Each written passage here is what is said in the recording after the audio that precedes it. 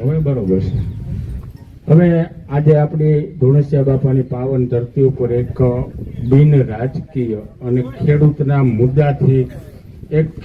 મુદ્દા સરકાર સુધી પુગાડવા માટેની એક મિટિંગ છે. બાકી કોઈ બીજો આનો અર્થ નથી ને એના માટે હું આ લોકોને કાયમી હેરાન કરું. એટલે તો થોડીક આ સંખ્યા ઓછી છે, પણ ક્યાંક રસ્તામાં છે, ક્યાંક પાણી પતાય છે. પણ સાગરભાઈ લગભગ મારે છે 500 કિલોમીટર કે 400, સાગરભાઈ 400 કિલોમીટર કાપીને આપણી વચ્ચે આવ્યા. ભાઈ શ્રી પરેશભાઈ ગોસ્વામી સતત ને સતત એને હેરાન કરવાનું મારું ચાલુ હોય, અને બેન વધારે બેન ને હેરાન કરવાનું ચાલુ હોય. ભાઈ થાકી જાય, ફોન ન પડે કઈ. પણ વાત એટલી છે કે મુદ્દાથી લડવાનું છે, બિન રાજકીય છે. એક ખેડૂતનું સંગઠન થાય અને ગામડે ગામડે ખેડૂતનું સંગઠન થાય એવો મારો એક હેતુ છે. તમામ ગામમાંથી 10-10, 15-15 જણાની એક કમિટી થાય અને આપણા પ્રશ્ન કે આપણા મુદ્દા કોઈ પણ સરકાર હોય, સરકાર સુધી કે આપણા ચૂંટાયેલા જનપ્રતિનિધિ સુધી પુગાડવા માટે કે એના કામ આપણે 100% આપણે એનો અધિકાર છે. કામ કરાવવો એ પણ આપણો અધિકાર છે. તો કામ કરાવવા માટે પણ આપણે એક મજબૂતાઈથી લડવું જોઈએ, અને મજબૂતાઈથી લડ્યું તો જ આપણો કોઈક અવાજ સાંભળશે. અને આજે પરિસ્થિતિ આપણે બેનને બોલતા હોય, ખેતરમાં જોઈ થાંભલાવા ધબધબાટી બોલતી હોય, એટલે આવનારો સમય આપણો આવો આવશે એવું વિચારવાનું નથી કે આપણે વાં જોઈ નથી.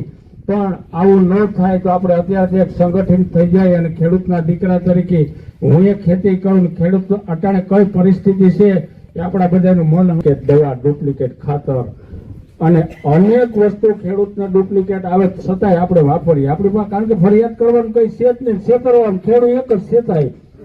પોતાનું ડીઝલ બારીને આપણા માટે આવે તો આપણે કંઈક જાગૃત થવાની જરૂર છે. તો વધારે કંઈ બીજી લાંબી ઓલી નથી કરવી પડે. એક આપણે કહેવાનું છે કે આપણી માંડવી, માનો કે 20 વીઘાની માંડવી છે, સરકારનું 20 વીઘાની માંડવી ખરીદવા માંગવું છે પરેશભાઈ, 200 મણ માંડવી, 50 મણ માંડવી, 70 મણ, આપણે 20 કાંડી થઈ 20 કાંડી લેવાની જ આવે ને પરેશભાઈ. બાકીની માંડવી ક્યાં દેવા જાય બજારમાં? બીજી વાત એ છે કે બીજા રાજ્યમાં 3-3 લાખ રૂપિયા સુધી પાક વીમો માફ થયો. મહારાષ્ટ્ર હોય, અનેક રાજ્યોમાં 3-3 લાખ રૂપિયા સુધીનો પાક વીમો. તો આપણે આ વર્ષ પણ નબળું છે. એટલે સરકારને એ પણ પરેશભાઈના માધ્યમથી કે પત્રકારના માધ્યમથી કહેવા માંગીએ કે આવનારા સમયમાં આપણો પાક વીમો પણ માફ થવો જોઈએ. અને 44,000 રૂપિયા સહાય આવે પરેશભાઈ. 44,000 રૂપિયા 12 વીઘાવાળા નહીં 44,000 આવે, 50 વીઘાવાળા નહીં 44,000 આવે. તો 50 વીઘાવાળાને નુકસાન વધારે હોય. તો આપણે એનો કોઈ 12 વીઘાવાળાનો વિરોધ નથી, પણ પોતપોતાની જેટલી જેની નુકસાની હોય એટલી મળવી જોઈએ. એ પણ સરકાર સુધી પૂગવું જોઈએ. અને ખાસ વિનંતી મિત્રો, જ્યાં બેઠા ને બધા હામાં આવી જાય, ખાલું નીકળી જાય બધા મારા વતી. એટલે કે બોલી હગો ને મારાથી બોલાવી મળે. અનેક સમસ્યાથી આજે ઝઝુમી રહ્યા. આજે વરસાદ એક કુદરતી વસ્તુ છે, એમાં આપણે કોઈ સરકારનો દોહ ન દઈએ, પણ એક કુદરતી વસ્તુ છે. એટલે વરસાદમાં આપણે પરેશભાઈ ગયા વખતે તો 3 દિન વરસાદ આવી ગયો હતો. હાલે ખરે અમે અપેક્ષા એવી રાખી કે આ કાર્યક્રમ પૂરો થયા પછી પાણી ઓછા વારવા પડે. એટલે પરેશભાઈ છે આપણા કાજલબેન એક સિંહણની જેમ લડે, એ તમે હું બધા જોઈ.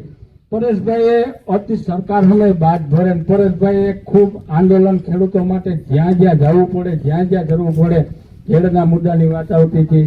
સાગરભાઈ ઘેડના મુદ્દા માટે ખૂબ લડત આપી અને હજી પણ કાયમી માટે મુદ્દા માટે તૈયાર છે.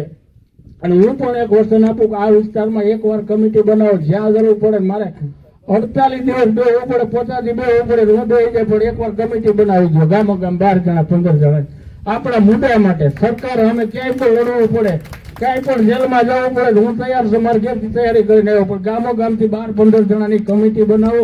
ભાજપ કોંગ્રેસ આપ મૂકી દો, આપણા મુદ્દાથી લડવા નીકળી જાવ. નકર બસવાના કોઈ સાથ નથી. આવનારા સમયમાં આપણા ખેતરમાં થાંભલા આવીએ અને કોઈ બસાવવા નહીં આવે. એટલે વિનંતી એટલી મારી છે. અને હવે આગળના કાર્યક્રમમાં આપણા મહેમાન છે, સૌરાષ્ટ્રના નીતિ નિયમ પ્રમાણે આપણે એનું સ્વાગત કરવાનું છે. તો હું સ્વાગતના કાર્યક્રમમાં જાઉં અને જીવનગીરી બાપુ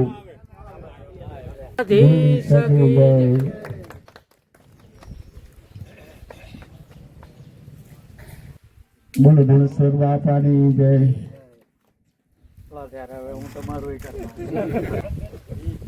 તમામ લડાયકોને ખૂબ શક્તિ આપે અને ધુણસિયા બાપા એને સાથે રહી, એ પણ આપણે સૌ મળીને પ્રાર્થના કરીએ. બેન ખૂબ ખૂબ આગળ વધો એવો બધાનો આગ્રહ છે.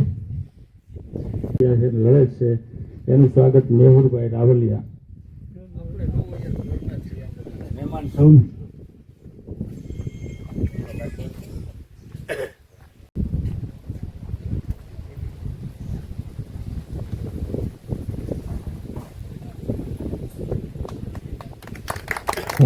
બાપા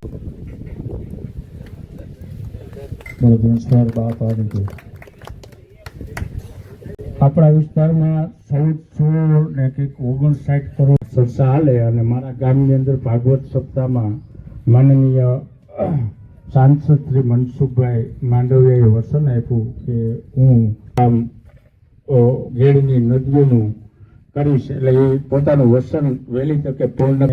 તમામ પત્રકાર મિત્રોને એક યાદી આપું કે અમારા વહેલામાં વહેલી તકે અમારા જે 1460 કરોડ 70 કરોડ રૂપિયા જે છે એ વહેલા વપરાય અને ખેડ વિસ્તારમાં સુખદ અંત આવે એ બદલ આપણે સરકારનો પણ આભાર માનીએ કે વહેલામાં વહેલી તકે આ કામ પૂરું થાય. અને હવે આપણે બેન શ્રી કાજલબેનને વિનંતી કરીએ કે પોતાના 2 શબ્દ આપણને સંભળાવે. જય હિન્દ જય ભારત.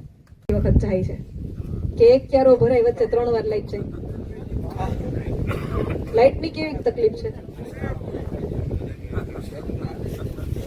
પછી ચેકિંગો કેવા આવે.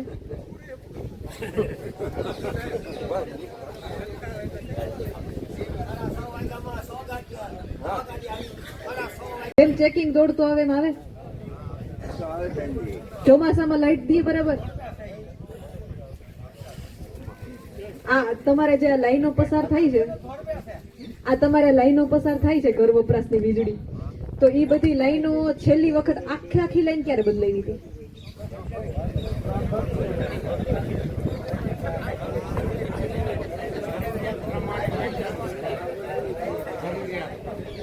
પછી ગ્રુપો લાંબા ફીડરો કેવડા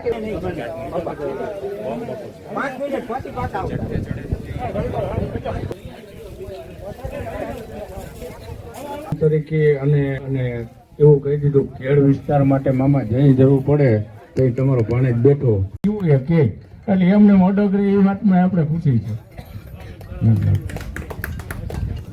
ખૂબ ખૂબ શુભારંભ આગળ લેવાની રહે વાત. મને નહીં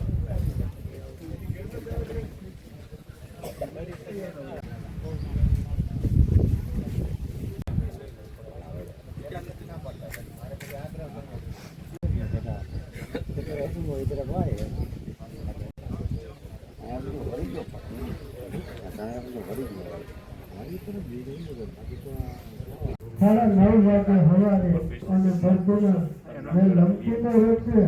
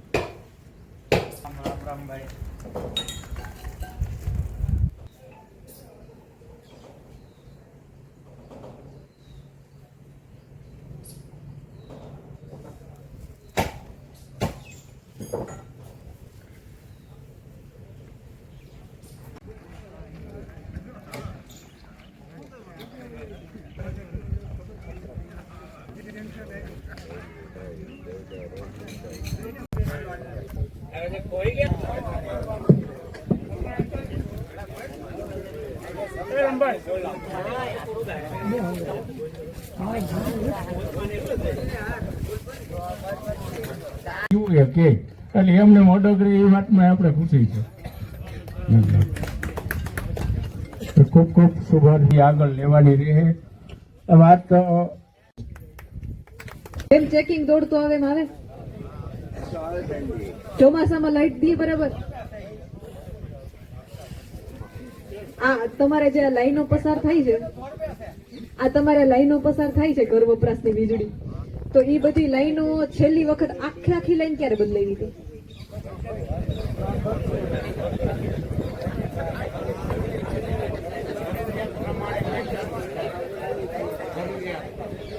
પછી ગ્રુપો લાંબા ફીડરો કેવડા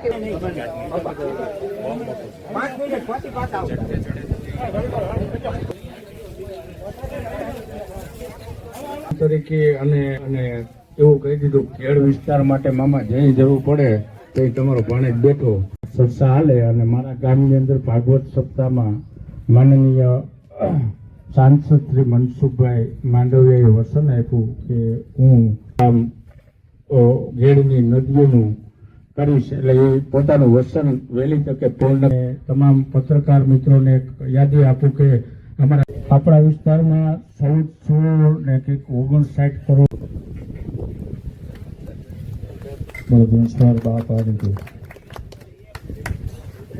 લડે છે. એનું સ્વાગત મેહુરભાઈ રાવલિયા મહેમાન સૌ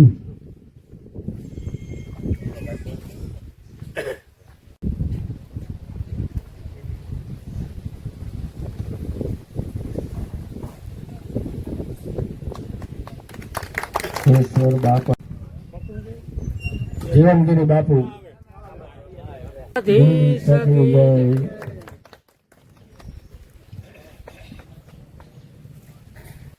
બોલો ધોળેશ્વર બાપાની જય.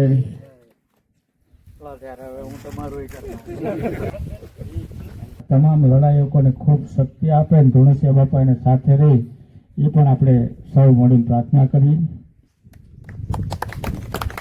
બેન ખૂબ ખૂબ આગળ વધો એવો બધાનો આગ્રહ છે. એક મિનિટ પત્રકાર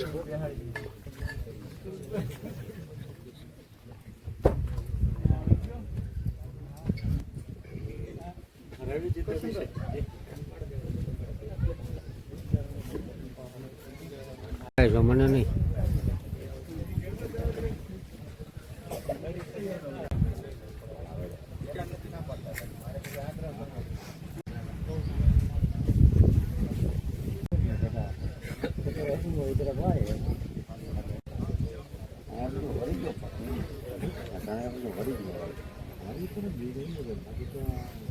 સાડા 9 વાગે સવારે અને બપોરના જે લમકીનો રહેશે